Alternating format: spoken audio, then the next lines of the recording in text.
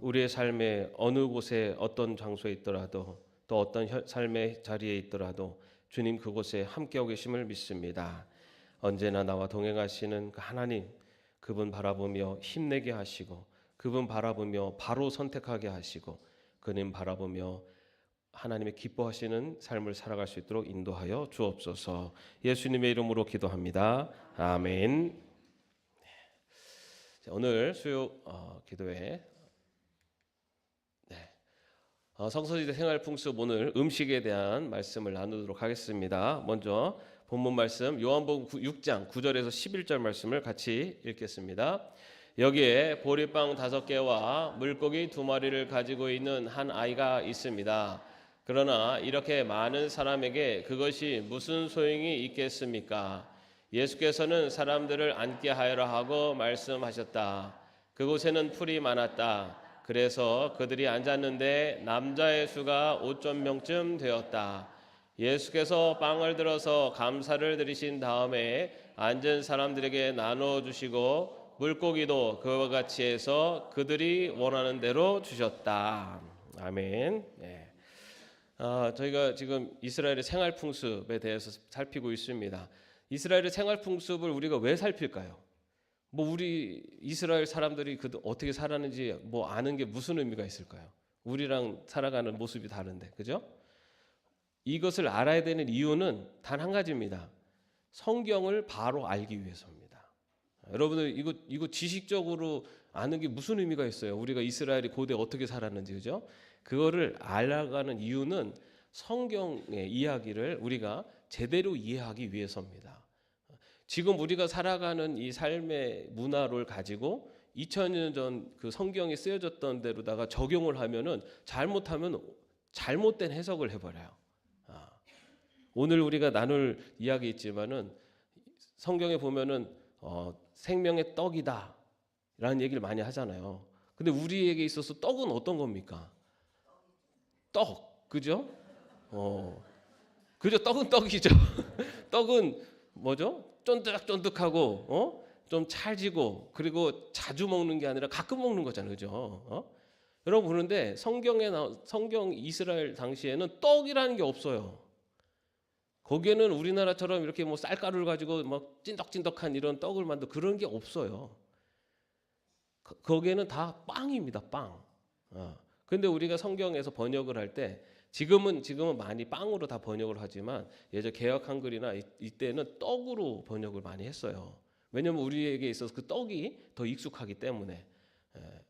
그리고 떡은 가끔 먹잖아요. 우리들도 매일 먹습니까? 아니잖아요, 그죠? 근데 이스라엘에서 빵은 주식입니다, 주식. 오히려 그것을 강조하려면은 우리에게는 밥이라는 용어가 더 익숙하죠. 나는 생명의 밥이다. 그러면은 어떤 느낌이세요? 밥은 안 먹으면은 이거 안 되는 거잖아요, 그죠? 그런 느낌이 다르죠. 그래서 우리가 오늘 이런 생활 문화, 이스라엘 생활 문화를 배우는 것은 성경의 의미를 바로 우리가 깨닫기 위해서 배워갑니다. 우리가 지난번에 그러니까 의식주, 사람이 살아가는 데 가장 필요한 의식주에 대한 것을 지금 먼저 시작을 했는데요. 먼저 옷. 이스라엘은 고대 이스라엘 사람들은 우리처럼 이런 옷의 구조가 아니었습니다. 그죠? 뭐였죠? 5가지 속옷, 겉옷. 자, 속옷, 겉옷이에요. 속옷, 겉옷. 그래서 속옷을 겉옷을 줄 때 속옷까지 주라라고 하는 그 말씀은 다 주라는 거예요. 그리고 겉옷이라는 게 우리는 그냥 이렇게 우리의 뭐랄까 겉에 입는 옷 정도지만은 당시에 이 겉옷은 이것은 그 사람의 권위와 그 사람을 상징하는 겁니다. 그래서 이 겉옷이 이 겉옷으로 저당을 잡힐 만큼 그리고 그 겉옷에 달려 있는 옷술은 하나님과의 그 사람과의 능력의 관계를 의미하기 때문에 혈루증 앓는 여인이 그 옷술을 만짐으로써 그가 치유를 받았다라고 볼 수가 있습니다. 자, 그리고 지난주에는 집에 대해서 얘기를 들었습니다. 그죠? 이스라엘 백성들이 고대 이스라엘 백성들은 천막을 쳤습니다. 천막, 그죠? 천막을 쳤고 그러다가 이제는 가나안에 정착해서 살게 되면서부터는 이제는 주거 형태가 벽돌집 또는 돌집으로다가 이렇게 바뀌게 됩니다. 이동식이 아니라 이제는 정착형으로 바뀌게 되고 이스라엘 그 주거 그 형태 중에 가장 그 독특한 점이 바로 집의 어디라고요? 지붕입니다. 지붕. 예. 이스라엘의 모든 생활에서 다양한 일들이 다 지붕에서 이루어졌어요. 우리나라는 좀 마당이 있었잖아요. 마당, 그죠? 우리 마당에서 음식도 하고 거기서 뭐 놀고 거기서 다 했잖아요. 근데 마당과 같은 역할을 한 것이 이스라엘에서는 지붕이었습니다. 마당에다가 뭐 고추도 널고 나물도 널은 것처럼 이스라엘은 지붕에다가 곡식도 널고 그리고 그곳에서 또 다양한 여러 가지 일들을 있었습니다. 그리고 그곳을 오늘날 이렇게 이게 주택을 확장시키는 것처럼 그곳을 확장해서 2층으로다가 만들어서 그곳에 그 식사나 아니면은 다른 용도로 공간을 사용하기도 하고 그래서 이 이스라엘에게 있어서는 그 주택의 지붕이 되게 중요합니다. 그리고 지난주에 우리가 그 지붕에서 일어났던 역사 뭡니까? 내 친구가 중풍병 친구를 데려와서 예수님께 내려보낼 때 그 지붕을 뚫어서 예수님께 내려보냈다. 그 이유는 지붕이 오늘날처럼 이런 콘크리트로 만들었으면 뚫리겠습니까? 그게 지붕이 나뭇가지와 지풀과 그리고 진흙으로 이겨서 말려 있는 그런 상태였기 때문에 그를 뜯어낼 수가 있었다는 겁니다. 그래서 성경에 보면은 그 어디에는 기와를 빼내서라고 되어 있어요. 기와. 근데 사실 우리가 생각하는 그 우리 한옥집에 위에 있는 기와장하고 다른 겁니다. 그게 아니라 그렇게 그 겹겹이 쌓여 있던 것을 한 조각 한 조각 하나하나 벗겨냈다라는 의미입니다.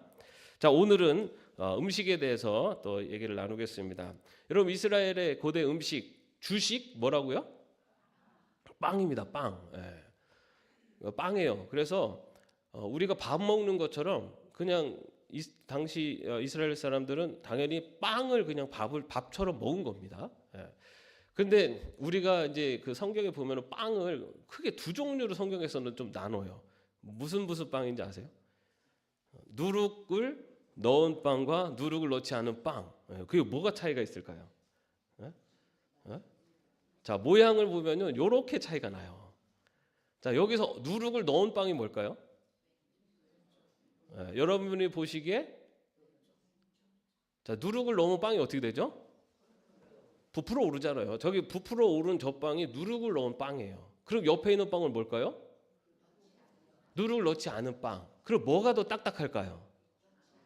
넣지 않은 빵이 딱딱하겠죠. 뭐가 더 맛있을까요? 그 입맛에 따라서 다릅니다. 그런데 기본적으로 누룩을 넣지 않은 빵이 부드럽고 맛있죠. 그죠? 근데 누룩을 넣은 빵이 그죠? 죄송합니다. 저도 얘기하고 왜 이렇게 쳐다보시지? 제가 깜짝 놀랐어요. 맞습니다. 누룩을 넣은 빵이 부풀고 그래서 맛있잖아요. 누룩을 넣지 않은 빵은 딱딱해요. 누룩을 넣지 않은 빵을 먹을 때가 있어요. 언제입니까? 그죠? 유월절 그리고 장막절 같이 옛 과거에 이스라엘 백성들이 고통받고 힘들었던 시절을 기억할 때 그때는 누룩을 넣지 않는 빵을 먹게 돼 있습니다. 왜냐하면 그 힘들었던 시절을 생각하기 위해서. 자, 그러면은 이 빵의 재료가 뭘까요? 주 재료가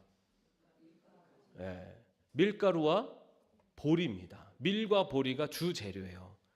자, 그러면 밀로 만든 게 맛있을까요? 보리로 만든 게 맛있을까요? 그렇죠. 밀가루로 만든 게 더 맛있죠. 그럼 밀이 비쌀까요? 보리가 비쌀까요? 밀이 비싸죠. 여러분 잘 모르시겠으면 옛날에 우리 보릿고개라고 하잖아요, 그죠? 그때 그 배고팠던 시절, 그 다음 수학기까지 그 배고팠던 시절을 버틸 때 이 보리 먹었던 그때. 그래서 어떤 분들은 뭐 그 지금도 보리밥을 안 드시는 분도 계시다고 그러더라고요. 그때 하도 고생을 해가지고. 당시에도 마찬가지였어요. 밀은 부유한 사람들이 밀로 만든 빵을 먹었습니다. 대부분의 서민들 그리고 가난한 사람들은 다 보리로 만든 빵을 먹었어요. 그러면은 밀로 만든 빵이 훨씬 더 맛있고 부드럽고 그리고 보리로 만든 빵은 거칠고 또 좀 텁텁한 그런 마음이 있죠. 그래서 보리로 만든 빵은 서민들과 가난한 사람들의 주식이었고 밀로 만든 빵은 그래도 부유한 사람들이 먹었던 주식 그 재료로 만들어서 먹었던 빵이었습니다. 자, 그러면 오늘 본문에 나오는 이 소년 뭐를 갖고 있다고요? 보리떡 5개. 왜 밀떡 5개라고 안 하고 보리떡 5개라고 그랬을까요? 가난한 아이라는 겁니다. 가난한 아이. 가난한 아이, 보리떡 5개를 갖고 있는 아이. 자, 그러면은 여기에 이제 누룩을 넣은 빵과 넣지 않은 빵이 있다고 그랬죠. 여러분, 누룩이 뭐죠? 이스트, 그죠? 이스트. 당시에도 이스트를 왜요? 뭐 잘못됐습니까? 누룩을 넣은 빵, 이스트를 직접 만들기도 했어요. 그런데 이스트를 만들려면은 공정이 이제 좀 필요하잖아요. 그래서 당시에는 이 빵을 어떤 식으로 이스트를 포함을 시켰냐면 이스트를 만들어서 그 빵으로 반죽을 하잖아요. 그럼 반죽을 해서 좀 숙성을 시키지 않습니까? 그런 다음에 빵을 구울 때 일부를 좀 떼내요. 그리고 그걸 보관해요. 그리고 이제 그 빵으로다가 반죽으로 빵을 만들고 그 다음 반죽을 할 때 그 떼냈던 반죽을 거기다가 또 집어넣는 겁니다. 그리고 또 반죽을 해요. 그리고 또 거기서 일부를 떼내서 또 보관을 하고 이런 식으로 해서 그 이스트를 누룩을 이렇게 넣어서 빵을 구웠다고 합니다. 그래서 이 이스트 요 누룩이요. 누룩 이게 시집 갈 때 지참물이었어요. 여성들이 시집 갈 때 친정집에서 가져가는 것 중에 하나가 요 이스트였습니다. 요 이스트를 가져가서 이제 시집 가서 이제 그곳에서 그 이스트를 가지고 또 빵을 굽고 이렇게 요 지참물로 이 이스트를 가져갔다고 합니다. 자, 그러면 이제 빵을 반죽을 했으면 이제 어떻게 되죠? 구워야 되죠. 어떻게 구웠을까요? 화덕에다가 구웠겠죠, 그죠? 자, 요 모양이 정확한지는 사실은 몰라요. 그러나 요런 종류로 되어 있어요. 자, 그럼 빵을 어디다 구웠을까요? 네. 여러분들 그 TV에서 그 보신 분들 있으실 거예요, 그죠? 반죽을 해서 반죽을 요 위에다가 오늘날처럼 이렇게 위에다가 받쳐 놓는 게 아니라 저 안쪽 벽면에다가 붙이는 겁니다. 붙여가지고 밑에서 불을 떼는 거예요. 불을 떼가지고 그 붙어 있는 것들이 이제 익는 거죠. 그리고 시간이 지나면 그 붙어 있는 것을 떼서 이제 먹게 됩니다. 자, 그러면은 저기 불을 떼야 되잖아요, 그죠? 자, 불을 뭘로 뗐을까요?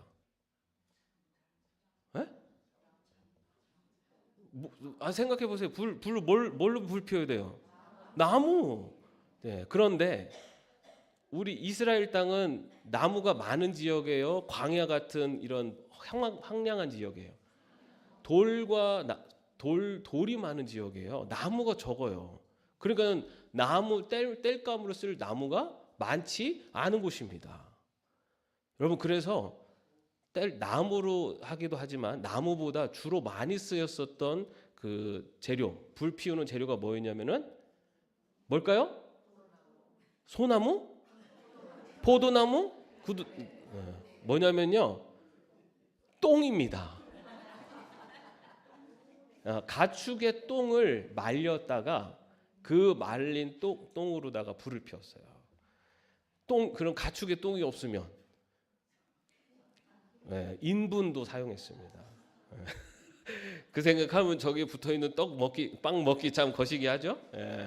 자, 어쨌든 당시에는 이렇게 불을 피울 수 있는 것들이 많지 않았기 때문에 가장 많이 사용했었던 것 중에 하나는 가축의 똥을 말려서 그걸로도 불을 피우고 또는 나무 또는 인분까지도 사용해서 이렇게 피워서 빵을 구웠습니다. 이렇게 빵을 구웠을 때 모양이 이런 식으로 되어 있는 저기 누룩을 넣은 거는요, 가운데가 부풀어서 비어 있잖아요. 여러분들 저거 어디서 식당에 가서 드셔본 적도 있죠. 저 안에가 비어 있기 때문에 저거 반틈을 탁 잘라 가지고 저 안에다가 막 이것저것 집어넣어서 탁 먹기도 하죠. 저런 거를 피타빵이라고 합니다. 피타빵. 빵 종류가 저렇게 부풀려서 나오는 빵이 있고, 또 하나는 그냥 이렇게 좀 작게 만들어서 비스켓 크기 모양으로 만드는 빵이 있고, 그리고 또 아예 저렇게 두툼하게 만들어서 아주 두툼하게 만드는 빵이 있다고 합니다. 그리고 누룩을 넣지 않은 빵, 이런 종류로 나눠져요.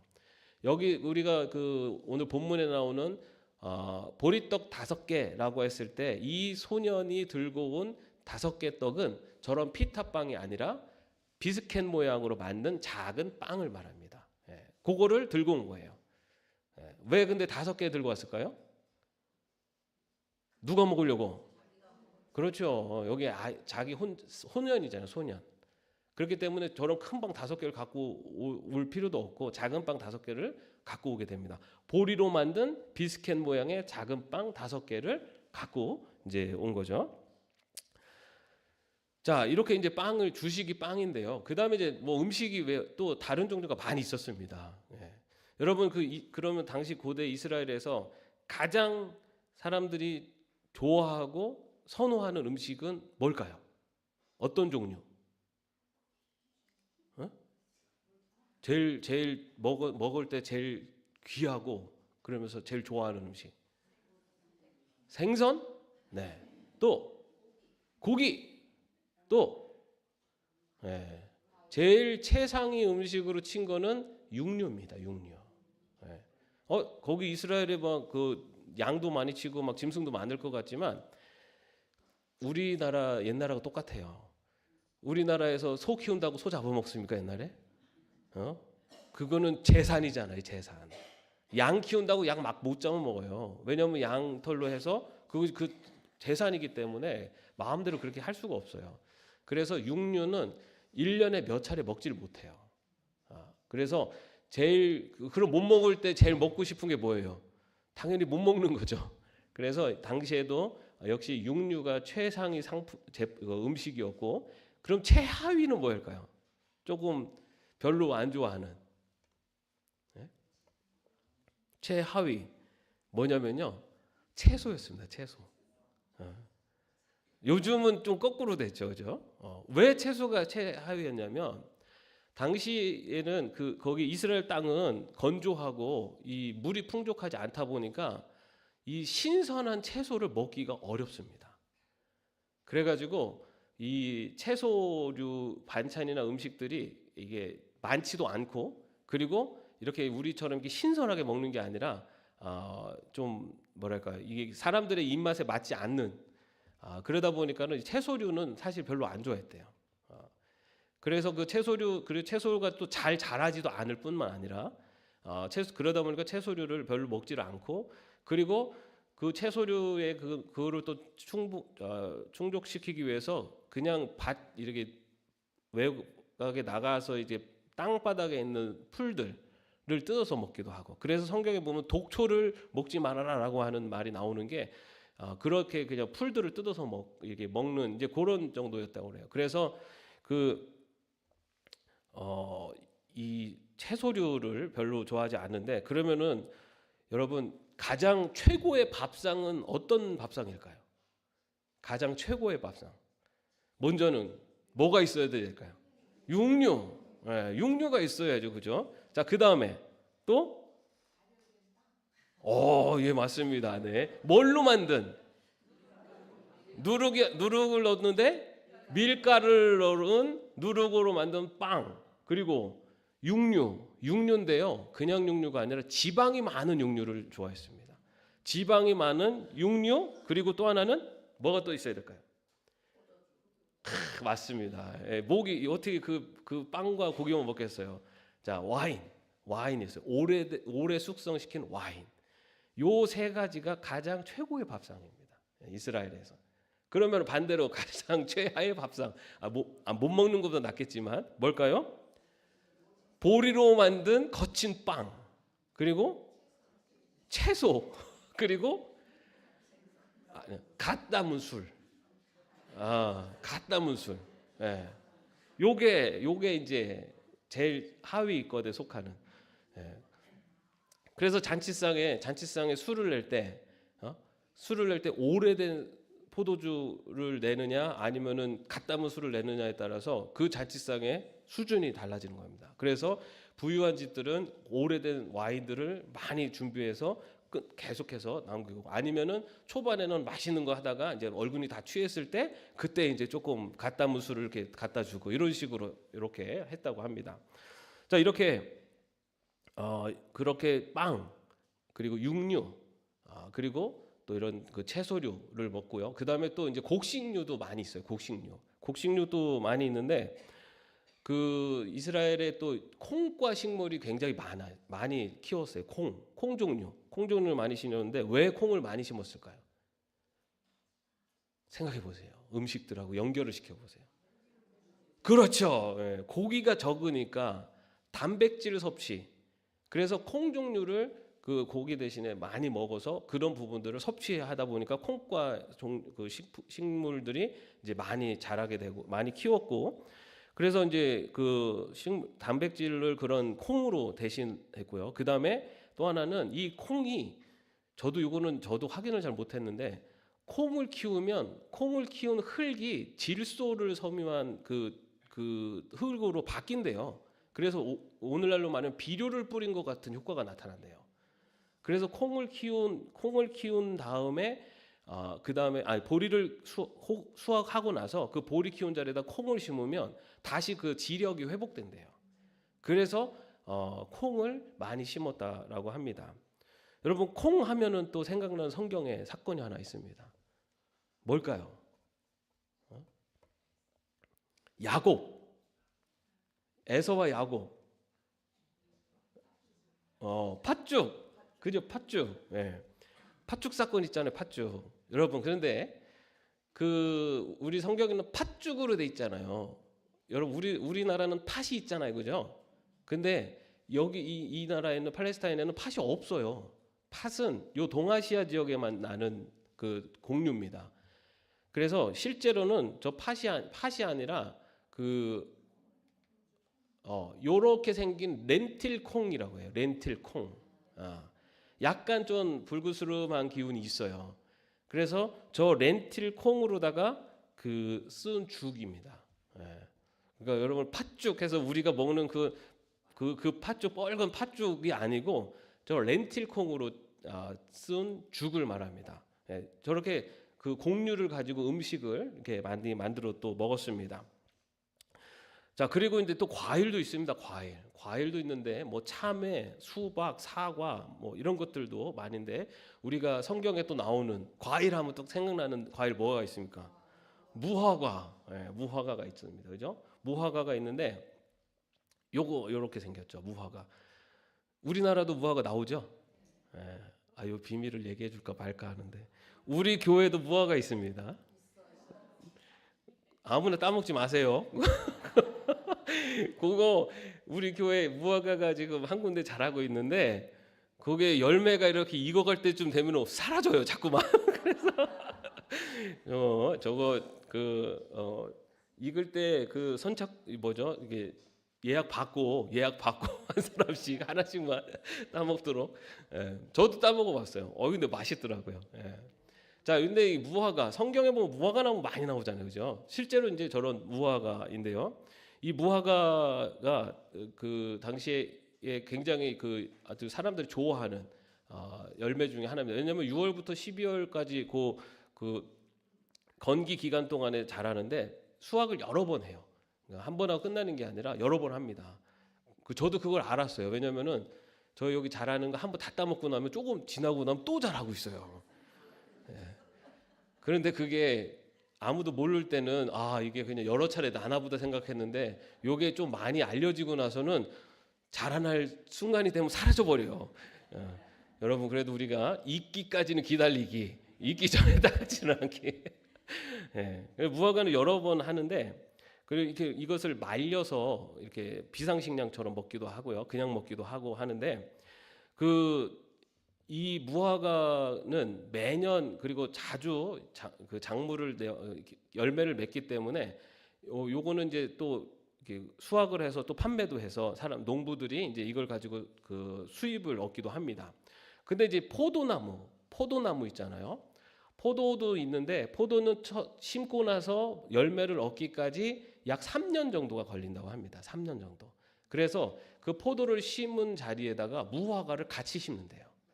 무화과를 같이 심어서 포도가 자라는 기간 3년 동안 매년 이 무화과 열매를 수확을 해서 그걸로 판매를 하고 또 그걸로 다 이제 먹고 지냈는데, 여러분 성경에 보면은 무화과 열매를 맺지 못하는 무화과 나무를 예수님께서 베어버려라라고 하잖아요. 3년이 지나도록 열매를 맺지 못하는 나무를 베어라라 그래요. 근데 왜 3년일까? 맞습니다. 이게 포도나무랑 연결되는 거예요. 포도를 심을 때 포도를 심고 그 다음에 무화과를 심어서 3년 동안을 이 무화과가 열매를 내서 그 농부가 그걸로 먹고 살아야 되는데 3년이 지나도록 아무 역할을 못 하는 거예요. 포도가 맺혀지면 포도를 판매해서 먹고 살 수 있잖아요. 근데 그 기간 동안은 무화과가 자기 역할을 해야 되는데 자기 역할을 못 하는 거예요. 그래서 자기 역할을 못 하는 저 무화과를 베어버리라라고 말씀하신 겁니다. 그래서 그 이야기가 당시 사람들에게는 다 맞아 이렇게 되는 거예요. 아니 주인이 포도나무 열매 맺을 동안에 그 기간 동안에 열매 맺으라고 심어놨는데 그 기간 동안 열매도 못 맞고 지 역할도 못하는 무화과는 베버려야 돼. 요게 그 당시에는 다 이해가 되는 내용이었다는 겁니다. 자, 그 다음에 또 이제 성경에 보면은 또 잘 나오는 게 이거 무슨 나무일까요? 성경에 보면은 살구나무라는 게 많이 나와요. 살구나무. 근데 살구나무가요 이스라엘 땅에 없어요. 요게 무슨 나무냐면요 아몬드 나무입니다. 아몬드 나무가 저렇게 살구나무 꽃 폈을 때랑 비슷해요. 흰색 꽃으로. 그래서 그 나라에는 있지만 우리나라에는 없기 때문에 이 아몬드 나무를 살구나무라고 그렇게 번역을 한 겁니다. 자, 요거는 뭘까요? 이게 대추야자예요. 대추야자. 근데 우리는 성경에 보면 요거를 뭐라고 해놨냐면 종려나무라고 해놨어요. 여기 이스라엘 가시면은 저 대추야자 농장이 엄청 많아요. 그리고 저 대추에서 나오는 열매가 저런 열매죠. 여러분들 그 성지순례 갔다 오신 분들 이렇게 뭐 선물 주신다고 갖고 오면 다 저거 사오잖아요. 저게 대추야자 열매입니다. 저게 말리면은 아주 쫀득쫀득해지고 그리고 굉장히 진하고 달죠. 그래서 저게 베두인들이 이렇게 그 유목 생활하고 이동하고 어디 이동할 때 저거를 비상 식량으로 많이 챙겨서 다니면서 먹곤 합니다. 자, 그리고 저것을 이렇게 잼으로 만들어서 많이 또 그것을 먹기도 해요. 그리고 그 꿀이 있습니다. 꿀. 여러분 그 가나안을 표현할 때 뭐라고 표현하죠? 성경에 젖과 꿀이 흐르는 땅이라고 하잖아요. 그죠? 여기서 이 젖이라는 것은요 말 그대로 젖이에요. 근데 그게 무슨 의미냐면은 그 당시 여기 이스라엘 백성들이 그 젖을 그 채취를 했는데 그걸 소, 뭐 양, 염소, 낙타까지 해서 그런 그 젖을 걷어서 그걸로다가 버터나 치즈 그리고 마시기도 하고 그렇게 썼습니다. 그래서 그 젖과 꿀이 흐르는 데서 젖은 바로 짐승의 그 젖이 맞아요. 그래서 꿀이 뭘까요? 꿀. 여러분 꿀은요 우리가 보통 잘 먹는 벌꿀이 아니에요.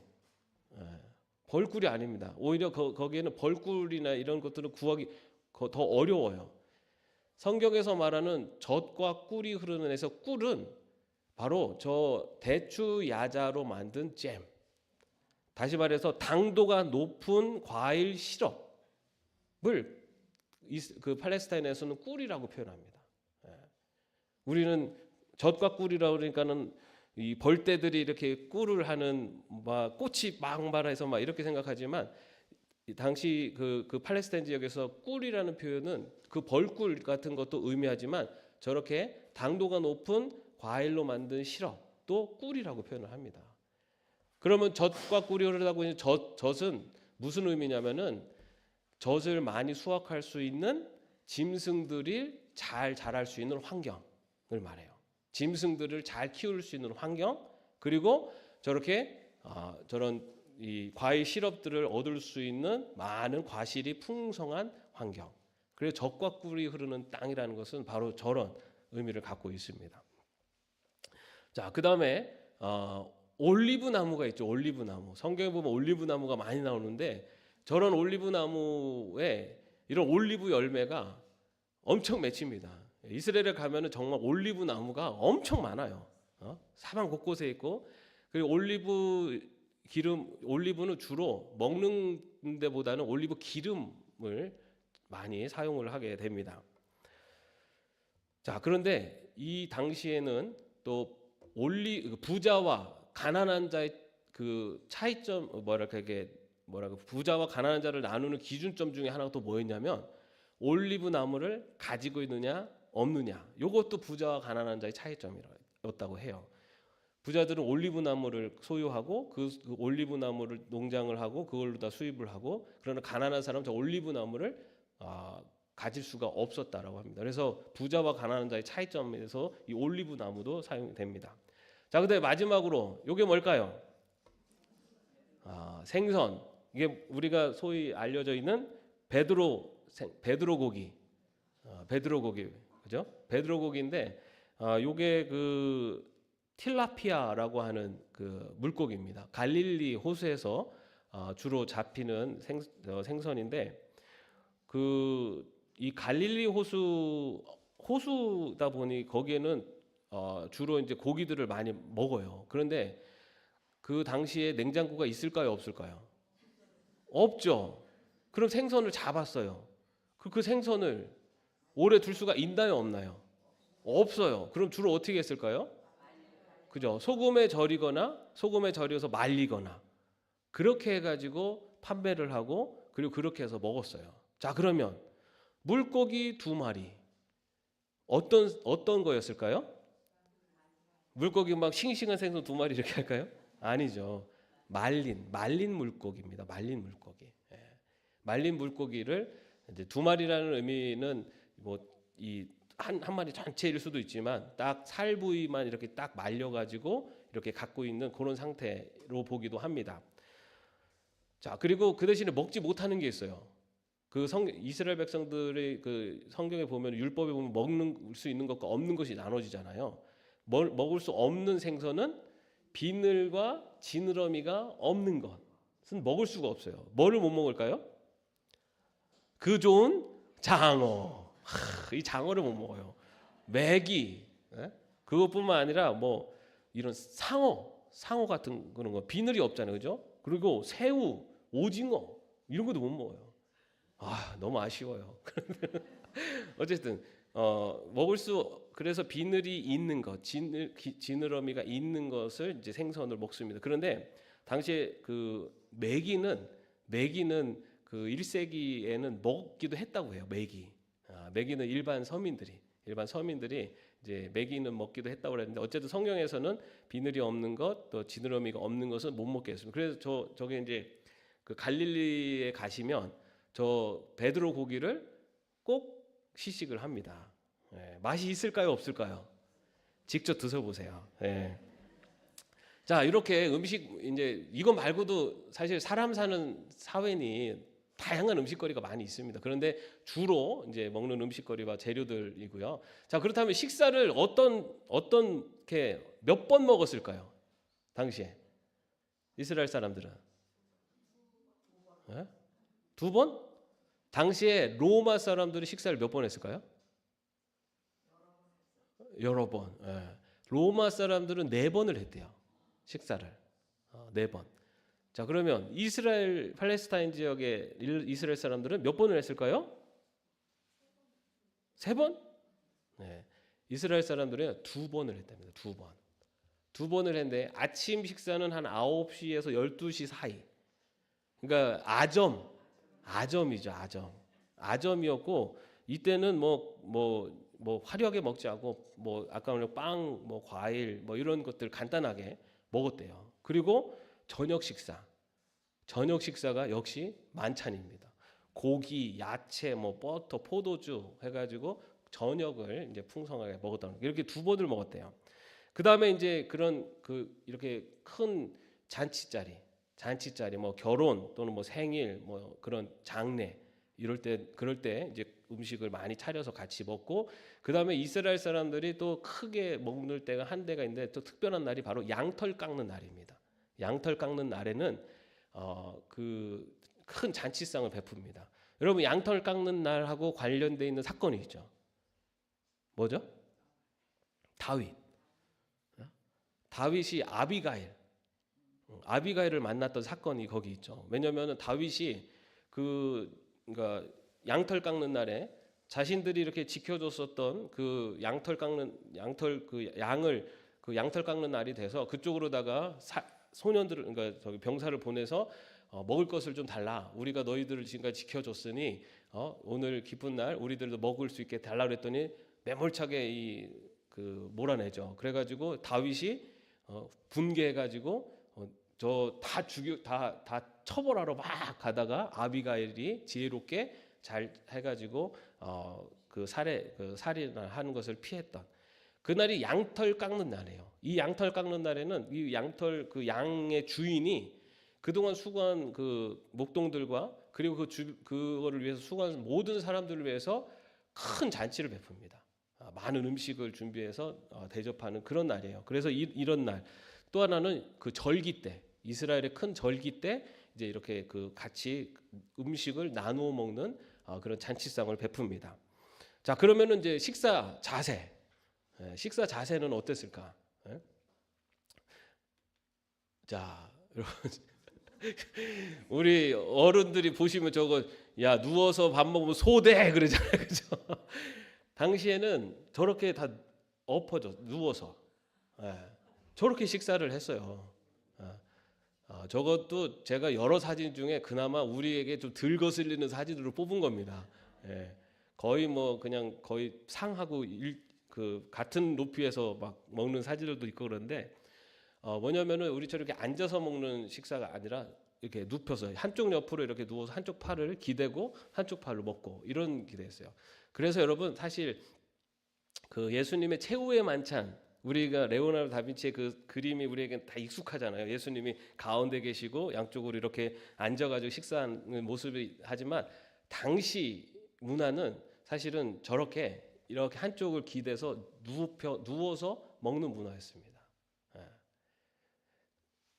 그리고 여기에서 그럼 상석이 어딜까요? 상석.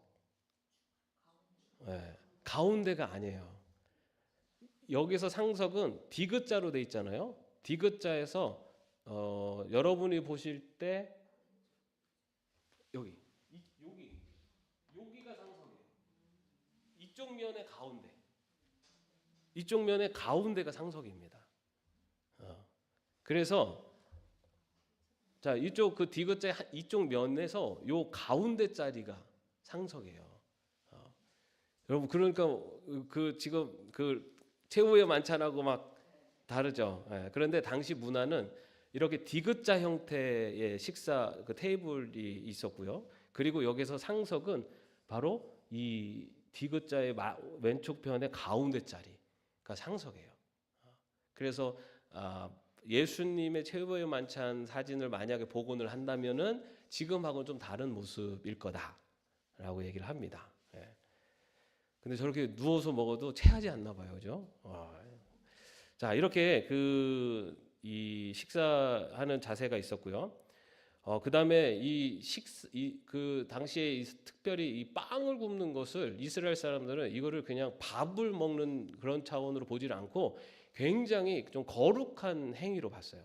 그래서 그 곡식을 파종해서 빵을 굽는 모든 과정을 하나님의 은혜라고 하는 관점으로 하나님이 우리를 먹이신다라고 하는 관점으로 봐서 이 빵이나 이런 빵을 먹을 때 그 지키는 그 예식이 하나 있어요. 뭐냐면 빵을 칼로 자르지 않습니다.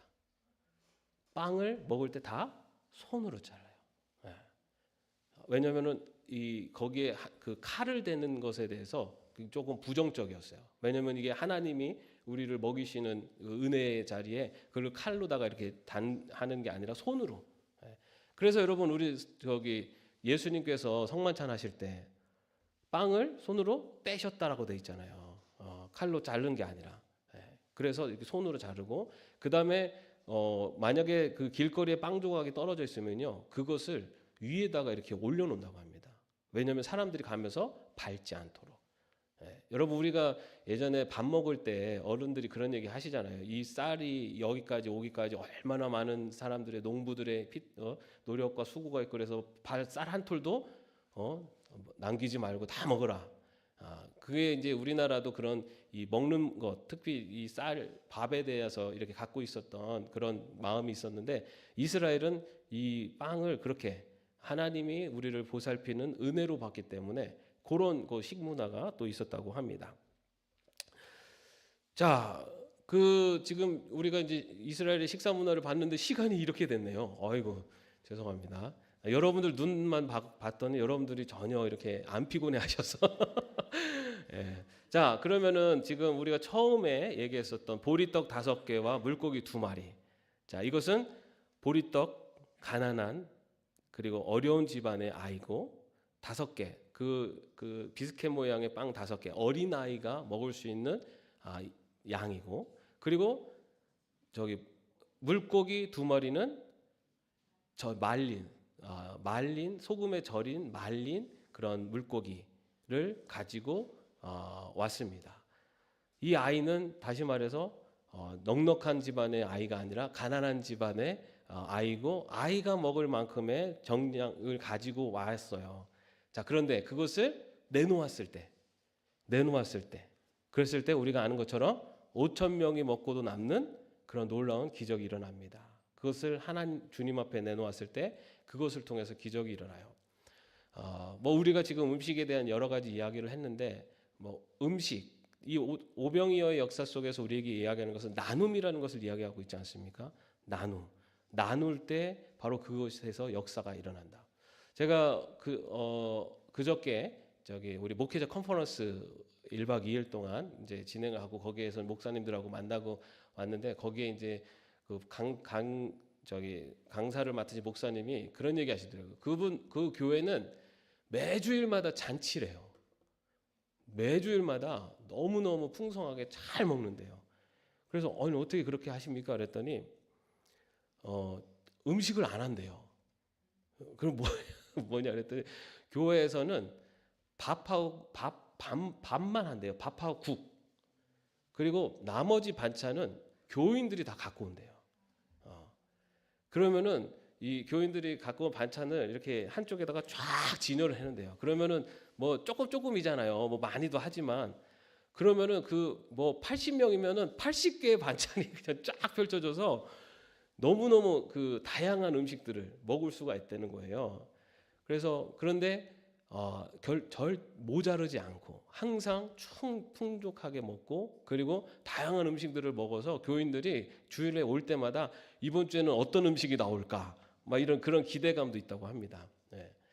작은 것이지만은 나눌 때 그 나눔을 통해서 더 큰 기쁨이 다가온다는 것. 그것은 오병이어의 역사를 통해서 우리에게 또 알려주시는 말씀이라고 생각합니다. 음식뿐만이 아니죠. 나에게 있는 것 그것이 무엇이 되든 나눌 때 그 나눔을 통해서 놀라운 역사들이 그리고 하나님이 기뻐하시는 많은 일들이 일어날 줄로 믿습니다. 여러분의 삶 속에서 나눌 수 있는 것이 무엇일까?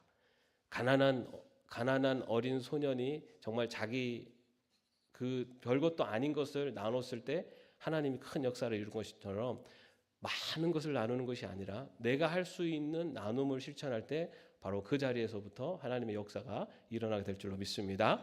여러분들을 통해서 그 역사가 일어날 줄로 믿습니다. 기도하겠습니다. 하나님, 우리들이 오늘 또 말씀을 통해서 여러 가지 이스라엘의 또 음식 문화에 대해서 살폈습니다.